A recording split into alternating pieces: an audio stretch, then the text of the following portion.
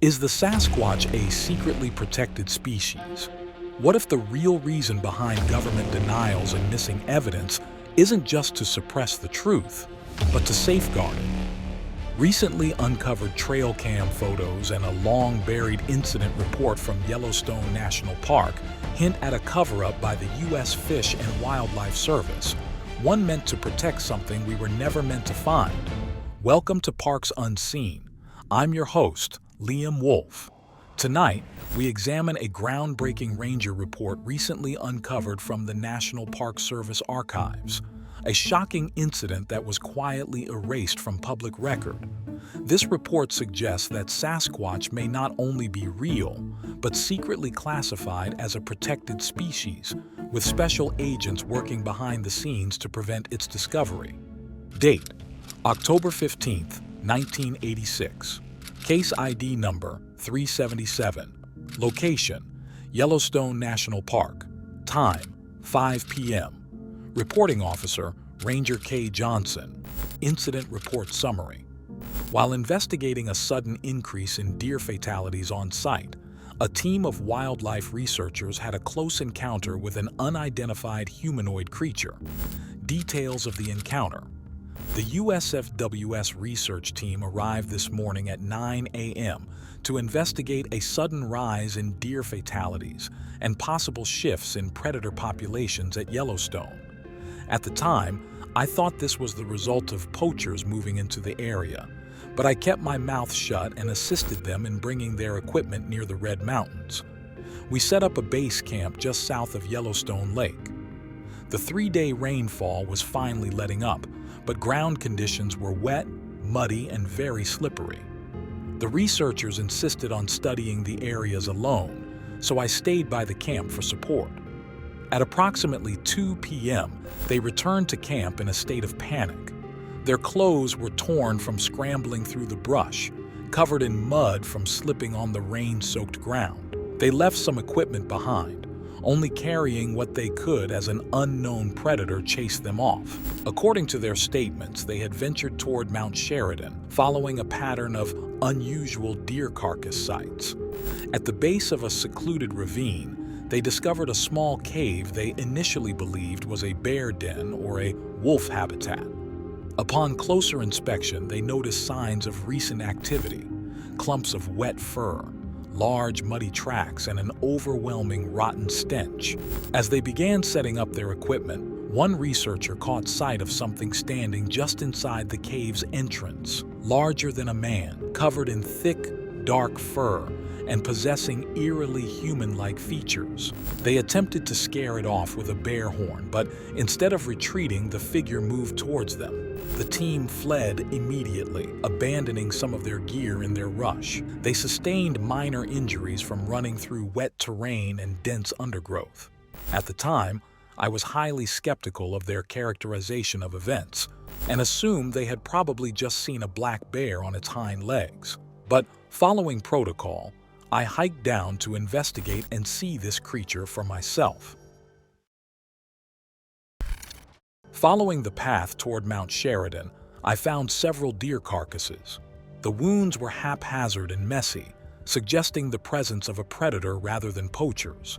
However, I found no signs of wolf or bear territorial markings, no claw marks on trees or overturned rocks, but broken branches littered the area as if something large had moved through. The soggy terrain made it difficult to determine precise tracks. Then, I caught the scent. It wasn't urine or scat, but something worse. A deep stench of decay seeped from the trees. Despite the presence of animal carcasses, I could easily distinguish it. It burned my nose and made my stomach turn.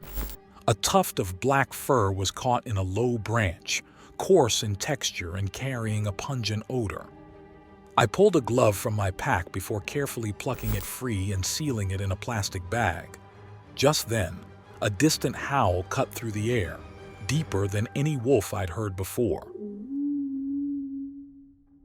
I took my rifle off my shoulder and followed the sound, moving cautiously toward the ravine. I found the cave, partially obscured by overgrown brush, its entrance almost pitch black. The team's gear was scattered outside: field notebooks, trail cameras, and broken vials meant for blood collection. But what troubled me most were the carcasses. It wasn't just deer. A wolf lay among them with its abdomen torn open. Its ribs were cracked apart by something far stronger than any scavenger. I stepped closer, careful not to disturb the scene. The stale air from the cave carried the rotting stench I smelled earlier near the hunting grounds. Then, I sensed movement from inside the cave. When I focused my vision, I saw a pair of eyes staring back at me. It appeared too high for any known animal. I couldn't tell whether it was standing on something, or if it was just that tall. I raised my rifle, but hesitated. If I fired, it might retreat deeper into the cave, and I needed to see what I was dealing with. Instead, I let out a series of sharp, deliberate whistles as I stepped back, coaxing it forward and into the dim light. The figure moved with me. Then, it fully stepped into view. For one breathless second, I saw it. The researchers hadn't exaggerated at all.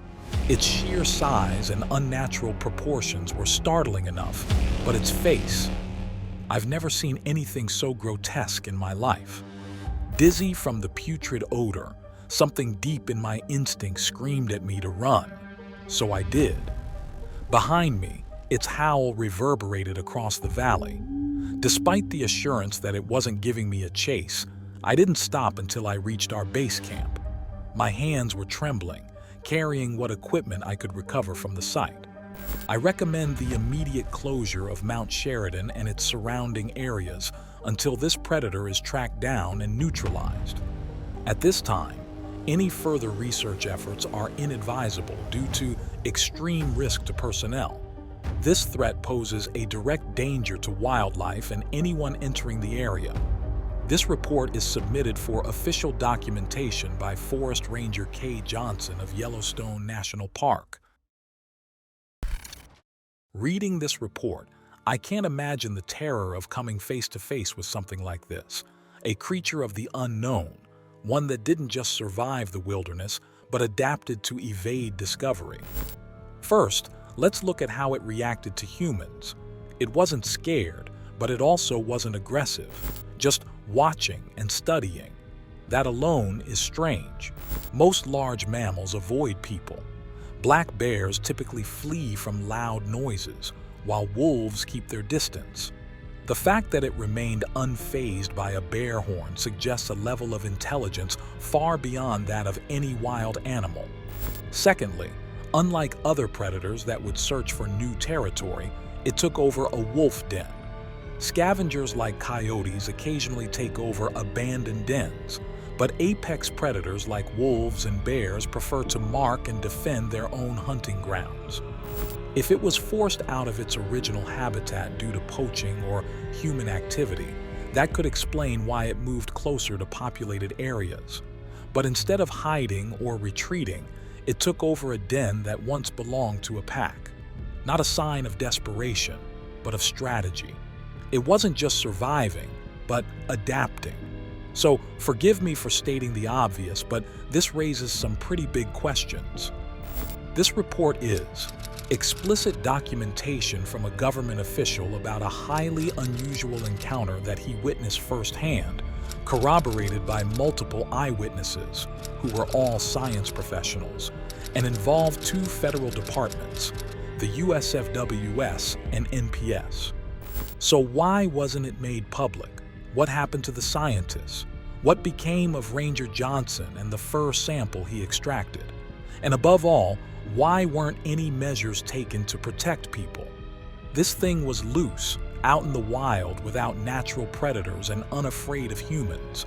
It seems highly unethical to hide its existence and let park visitors fend for themselves. How many deaths under suspicious circumstances must there be? Because remember, this isn't just an intelligent species. It's one capable of immense physical violence. Ranger Johnson describes it as towering in height, with the strength to tear a wolf apart with ease. Well, here's one theory. What if the USFWS has been secretly protecting the creature from the public? or protecting the public from the creature, all along. Swooping in after Ranger Johnson filed his report and holding it in captivity to ensure that neither one ever saw the light of day. To understand the involvement of USFWS and the plausibility of this theory, let's examine their history. The U.S. Fish and Wildlife Service is responsible for enforcing the Endangered Species Act, or ESA, and has the power to designate species as threatened or endangered, sometimes even in secret. When a new species is discovered, especially one that could disrupt industries such as logging, hunting, or land development, the agency has, in the past, delayed or suppressed reports. Take the ivory-billed woodpecker, for instance. It was declared extinct for decades, but credible sightings continued to surface.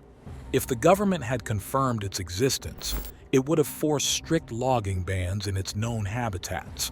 But instead, the sightings were dismissed as mistaken identity, and logging continues uninterrupted.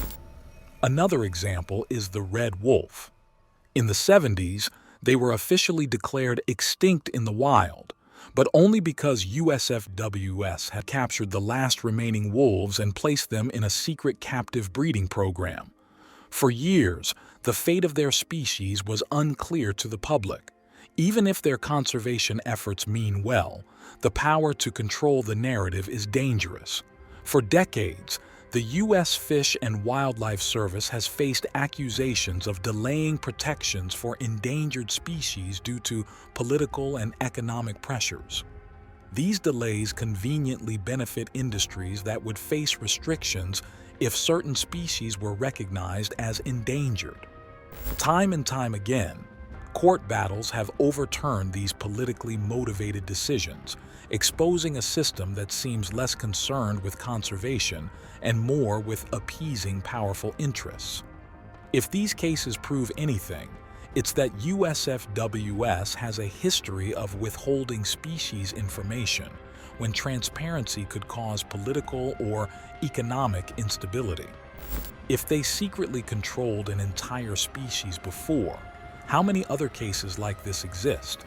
Is it possible that an entire population of Sasquatch is being closely monitored and conserved without our knowledge? USFWS also works with the U.S. Forest Service to manage national forests and protect wildlife. If a creature like Sasquatch existed and was considered endangered, wouldn't the agency have every reason to keep it under wraps? Not just to protect the creature itself, but to prevent economic disruption. Imagine the consequences. A confirmed Sasquatch population in Yellowstone would result in severe restrictions on hunting, logging, and land development, an uncontrolled media frenzy, unauthorized tracking and poaching, a legal and scientific battle over whether Sasquatch deserves federal protection under the EPA. Faced with all that, wouldn't the easiest course of action be the simplest one? Erase the evidence, stash it in a box, and hide it on the top shelf of a dark closet in a remote NPS office. Pretend it never existed at all. Fortunately, we got our hands on that box. And guess what? The battered trail camera Ranger Johnson found was in there too. The film inside was badly degraded, damaged by age, physical trauma, and rain exposure. Investigators likely deemed it unusable and never attempted further recovery. But with the help of specialists, we managed to develop it. Most of the images were corrupted, except for these.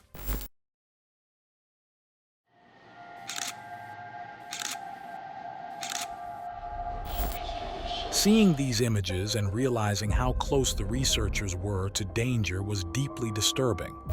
If something this large and intelligent has roamed our forests undetected for so long, was it truly by chance, or deliberately kept hidden? Experts verified the trail camera as an authentic 1980s model, equipped with infrared motion sensors and a 35mm film camera, consistent with the equipment used by researchers at the time. The film's age, along with physical and environmental damage, ruled out any possibility of fabrication. Park services had simply left it to gather dust in a box, assuming the contents of the trail cam were lost, which would have been true with the technology available at the time. If the government had the power to control information on endangered and protected species, couldn't they have done the same for a Sasquatch population all these years? As part of my own investigation, I traveled to Yellowstone and retraced the path described in Ranger Johnson's report. Today, the park is a thriving destination, drawing millions of visitors each year. But Mount Sheridan, located south of Yellowstone Lake, is far from the crowds that gather at Old Faithful or the Grand Prismatic Spring. Here, the landscape feels different. It's isolated and untamed. Following the details from the original report, I searched for any sign of the cave.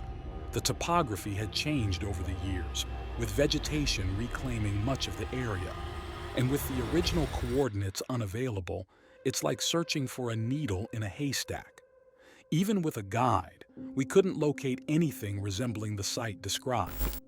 I was told that caves of this size are rare in the region. If it exists, it's possible it could now be concealed by shifting lands and overgrowth. But the trip proved fruitful in one other regard. I learned that the mystery of the deer fatalities might have something to do with poachers after all, just not in the way Ranger Johnson had suggested. The 1980s saw a rise in poaching cases, not just for sustenance but for greed. Some hunted for trophies, others for a black market trade. This disruption in the ecosystem forced wildlife, especially apex predators, to seek new hunting grounds, pushing them closer to human-populated areas. One example is the resurgence of cougars or mountain lions in Yellowstone. After being heavily hunted in the early 1900s, cougar sightings increased during the 1960s and became more frequent in the 1980s. As their numbers grew, they began moving into areas closer to humans, making encounters more likely. Could this environmental pressure have driven something else from the depths of the wilderness? If poachers were encroaching on its territory, perhaps it had no choice but to move. Maybe that's why reports of unusual sightings and encounters increased during this time. Something was adapting to survive.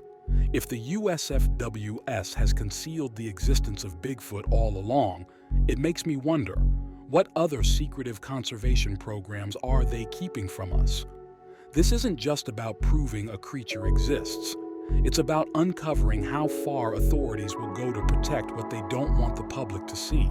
And once discovered, to convince us it was for our own good all along. We'd love to hear about your own strange sightings and chilling encounters and see your mysterious trail cam photos. We might even share them on an upcoming episode of Parks Unseen. Email us at monstermythtv@gmail.com or drop a comment below. Thank you for joining us on another journey through the hidden archives of our national parks. Until next time, stay curious and keep your eyes open. You never know what secrets may be lurking, waiting to be unveiled in the great expanse of Parks Unseen.